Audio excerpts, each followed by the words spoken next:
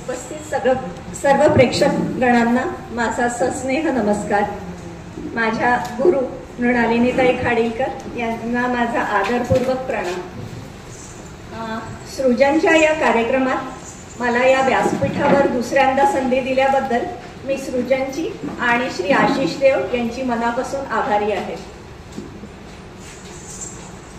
आज आम्ही आपणासमोर डॉक्टर आणि कथकचे काय काय फायदे आहेत हे डॉक्टर या नात्याने त्यातल्या काही गोष्टी आधी तुमच्या पुढे मांडणार आहोत. भारतवर्षात वैदिक काळापासून स्त्री पुरुष एकत्र येऊन नाचण्याची परंपरा होती.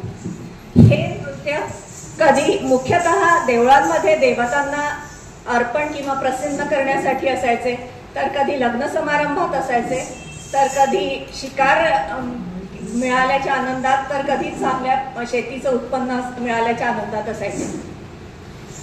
आजही आपल्या देशात वेगवेगळ्या प्रांतांचे आपापले गीत आणि नृत्य आहेत. हे नृत्य कोणत्याही नियमांनी बांधलेले नाही आहेत, तर यांना आपण लोकनृत्य किंवा फोक डान्सेस म्हणतो. प्राचीन ऋषीमुनींनी या गोष्टीची दखल घेतली आणि या कथेची परंपरा त्यांना गंभीरतापूर्वक त्यांनी ही परंपरा घेऊन आपल्या शरीराचा डोक्यापासून पायापर्यंतच्या अंग, उपांग आणि प्रत्यंग यांच्या हलनचलनाचा अभ्यास केला. त्यांना नियमबद्ध केले व भावमुद्रांचा प्रयोगविधी सांगणारे ग्रंथ रचित केला. अशा प्रकारे शास्त्रीय नृत्याची निर्मिती झाली. भारतात 8 प्रकारचे शास्त्रीय नृत्य आहे. त्यापैकी कथक हे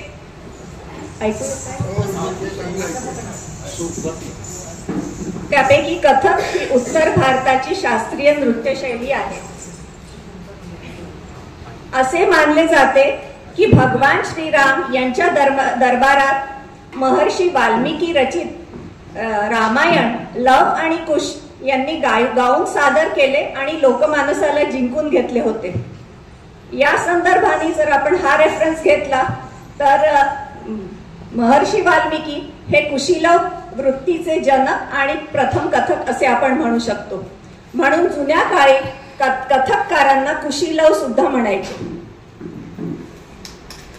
नृत्यासारख्या परफॉर्मिंग कलेचा उद्देश नुसते प्रेक्षकांचे मनोरंजन नाही आहे, तर ते नर्तकाचे आत्मरंजन सुद्धा असते. नृत्यशैली शिकणे हा एक प्रवास आहे आणि त्या प्रवासाच्या प्रत्येक पायरीवर त्याचा फायदा होत असतो. नृत्य म्हटले म्हणजे आपल्या डोळ्यासमोर येते एक चैतन्यमयी शारीरिक हालचाल आणि ती करत असताना त्याच्यापासून होणारे अनेक शारीरिक, बौद्धिक आणि मानसिक फायदे आहेत. पहिल्यांदा आपण वळूया नृत्य आणि त्यातल्या त्यात मी जास्त भर देईन कथक, कारण आपला आजचा विषय तो आहे. तर मी कथक पासून होणारे शारीरिक फायदे यावर आधी बोलते आहे. कोणतंही नृत्य म्हटलं की त्याच्यामुळे एक उत्तम शारीरिक व्यायाम होतो.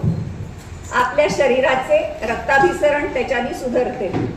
रक्ताभिसरण सुधारल्याने आपल्या स्किन, हेअर या सगळ्यांचं डेव्हलपमेंट, त्याची ग्रोथ आणि मेंटेन राहतात. ते सगळ्या शारीरिक व्याधी दूर होतात. बहुतांशी शारीरिक व्याधी जसे की मसल एक्स, जॉईंट पेन्स हे सुद्धा दूर होऊ शकतात. हालचालींमध्ये सुसूत्रता, ज्याला कोऑर्डिनेशन म्हणतो, ती येते. शरीरात ऊर्जा गती निर्माण होते. आपला बेसल मेटाबॉलिक रेट हा सुद्धा वाढतो, ज्याच्यामुळे आपलं वजन नियंत्रणात राहू शकतं आणि नुसतं वजन नियंत्रणात न राहता शरीराला एक सुडौलपणा येतो. कथकमध्ये बंदिशी ज्या आम्ही साकारतो त्याच्यामुळे श्वसनावर सुद्धा नियंत्रण आपण शिकतो. आपल्या फुफ्फुसांची व्हायटल कॅपॅसिटी वाढते. वेगवेगळ्या प्रकारच्या चक्कर, भ्रमरी ज्या कथकमध्ये दिसून येतात, त्यामुळे आपल्या शरीराचे संतुलन आपण शिकतो, त्याच्यातून छान मेंटेन करायला. आपली एकाग्रता, मेंटल कॉन्सन्ट्रेशन हे सुद्धा वाढतं. कथकचे अजून एक वैशिष्ट्य म्हणजे पढन. आपण ताल लयीवर वाचलेल्या वेगवेगळ्या बंदिशी पढंत करतो.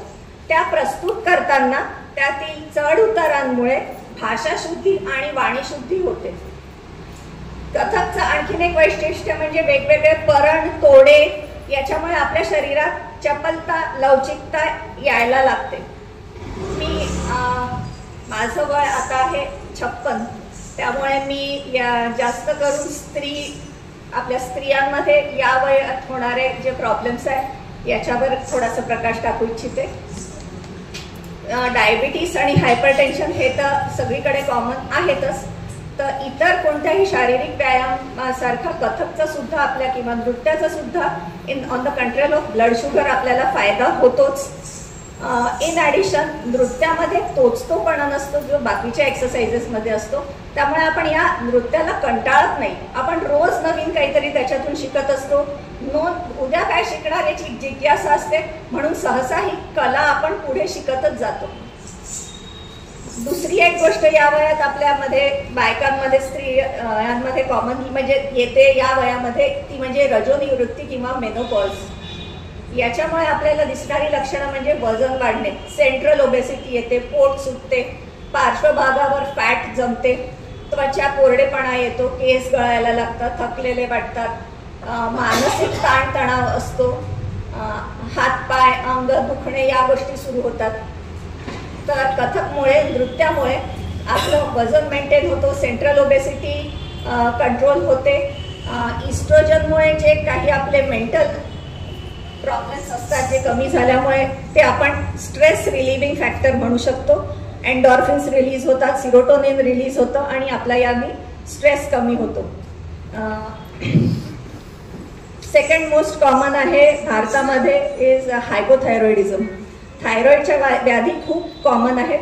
देशामध्ये जवळपास 42 मिलियन लोक थायरॉइडच्या विकारांनी पीडित आहेत. म्हणजे जवळपास प्रत्येक 10 व्यक्तींमागे एक व्यक्ती थायरॉइडच्या विकाराने पीडित आहे. आणि यामध्ये मेल टू फिमेल रेशो जर आपण पकडला तर females are more affected as compared to male. याच्यामध्ये सुद्धा वजन वाढणे, त्वचा कोरडी पडणे, मेंटल स्ट्रेस असणे, ह्या सगळ्या गोष्टी असतात. तर नृत्याचा आणि कथक नृत्याचा यावर सुद्धा फायदा होतो. अदर डिझिजेसमध्ये जर आपण धरले तर हे आहेत Parkinson's disease, dementia, Alzheimer's disease. या रोगांची लक्षणे नियंत्रणात येतात आणि प्रोग्रेशन ऑफ द डिझीज, ज्याला आपण त्याची प्रगती म्हणू डिझीज, ती स्लो डाऊन होत असते. बौद्धिक फायद्यांकडे आता आपण वळूया. कथकचा अभ्यास करताना आपण नुसतं नृत्य नाही करत, तर त्याच्यासोबत आपण कथक बद्दलचं साहित्य वाचतो. आणि आजकालच्या या इंटरनेटच्या युगामध्ये जेव्हा आपल्याला यूट्यूब आणि याच्यावर गुगलवर सर्व काही उपलब्ध आहे, तेव्हा साहित्य वाचतो, यूट्यूबवर व्हिडिओ बघतो, ऐकतो आणि त्याच्यामुळे आपली भाषा कौशल्य सुद्धा वाढते, आपला कॉन्फिडन्स वाढतो. बुद्धीच्या विकासासाठी 3 गोष्टींची आवश्यकता असते: प्रज्ञा, मेधा आणि प्रतिभा. प्रज्ञा म्हणजे ग्रहणशक्ती, मेधा म्हणजे स्मरणशक्ती आणि उन्मेष. जेव्हा एखादी कलाकृती आपण साकारतो तेव्हा या तिघींचाही वापर करतो आणि त्यामुळे बौद्धिक विकास होतो.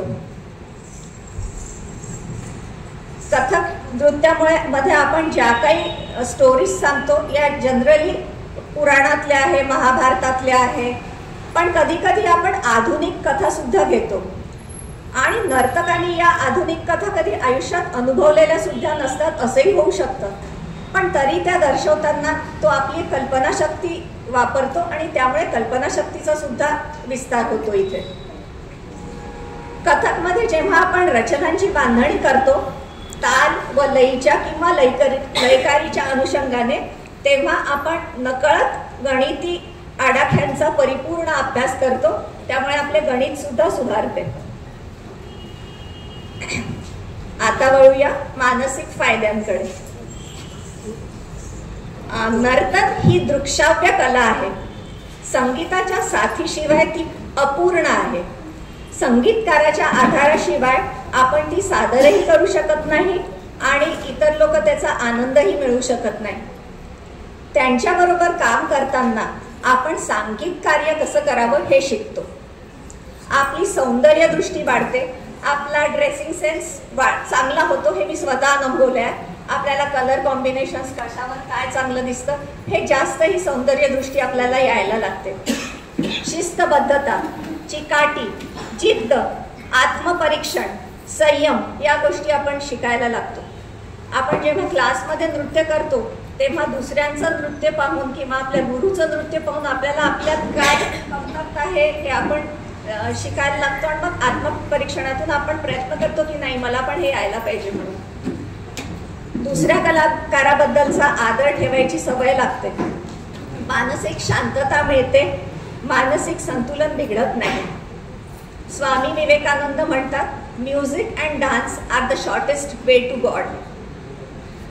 परमेश्वराने दिलेल्या या ललित कला जर आपण जोपासून ठेवल्या, त्याचा सहवास जर आपल्याला मिळाला तर आपलं दुःख, मनशांती ही ढळणार नाही आणि आपला स्ट्रेस बहुतांशी कमी होत जाईल.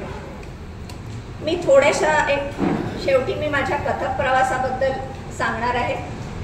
मला चंद्रपूरला येऊन आता प्रॅक्टिस करून 30 वर्ष झाले आहे. सुरुवातीचा काळ प्रॅक्टिसचा जम बसवण्यात, आपल्या पारिवारिक जबाबदाऱ्या निभावण्यामध्ये निघून गेला. हळूहळू जशी 50शी उलटली थोडंसं जीवनात स्थैर्य यायला लागलं. मुली सेटल झाल्या, घर झालं बांधून, दवाखान्यात पेशंट्स नियमित जसे येतात त्याप्रमाणे येतच आहेत. हे सगळं जेव्हा आपलं स्थिर स्थावर होतं तेव्हा एके दिवशी मी अशीच सहज बसली आणि विचार करत होती आपल्या गत आयुष्याबद्दल की आपण काय काय अचीव केलं.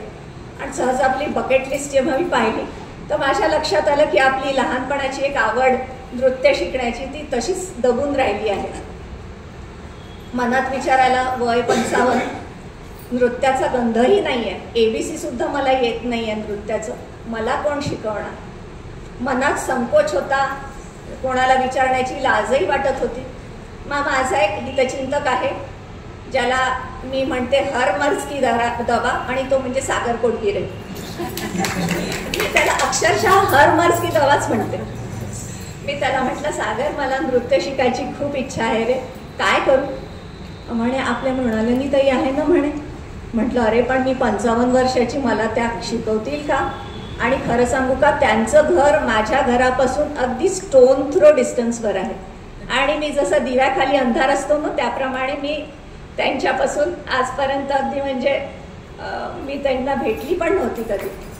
मग सागरने म्हणले मी तुम्हाला त्यांच्या फोनवर बोलतो मॅडम, तुम्ही बोला मग त्यांच्याशी.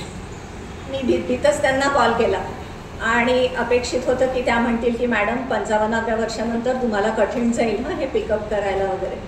मग मी सहज मॅडमला फोन केला आणि म्हटलं जाऊ दे, आपण हे उत्तर ऐकायचं असलं तरी मी मनाची तयारी केली आणि फोन केला.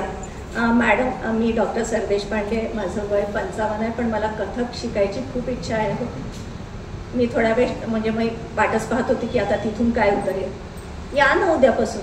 लगेच उत्तर आलं आणि अशा रीतीने मी लगेच दुसऱ्या दिवशीपासून त्यांच्या नादवर्ग या कथक केंद्रात जायला लागली.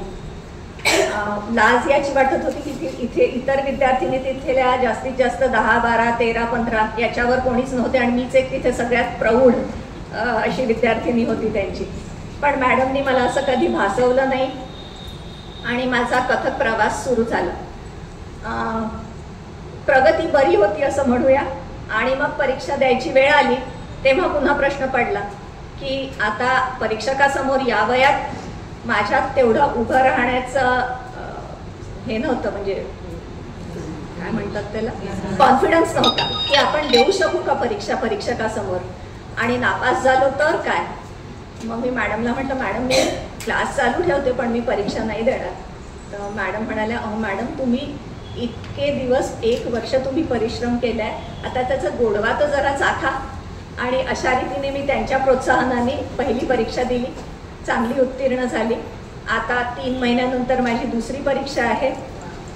ही कथक रूपी गाडी मी धावत पळत का होईना पकडली आहे. प्रवास खूप लांबचा आहे, 7 परीक्षा आहे, लक्ष अजून खूप खूप दूर आहे. मी तिथपर्यंत पोहोचीन की नाही हे पण मी आता सांगू शकत नाही. पण मॅडम मला नेहमी हिंमत देत असतात, नाही चालू ठेवा चालू ठेवा. प्रवासाचा आनंद मी घेऊन राहिली आहे, बघूया कुठपर्यंत पोचते ते. शेवटी मी पु ल देशपांड्यांनी म्हटलेलं एक वाक्य मी सांगू इच्छिते. पु ल देशपांडे म्हणतात, अर्थार्जन करता करता कोणतीही एक ललित कला आत्मसात करा. कला अर्थार्जन तुम्हाला जगणं शिकवेल आणि कला तुम्हाला कसं जगायचं ते शिकवेल. त्यामुळे मला असं वाटतं की आपण सगळ्या स्त्रियांनी आपल्या वयाचा वगैरे विचार न करता ज्या काही आपल्या इच्छा आवडी आहेत त्या ताबडतोब त्याच्या पूर्णतेसाठी कार्याला लागावे. धन्यवाद.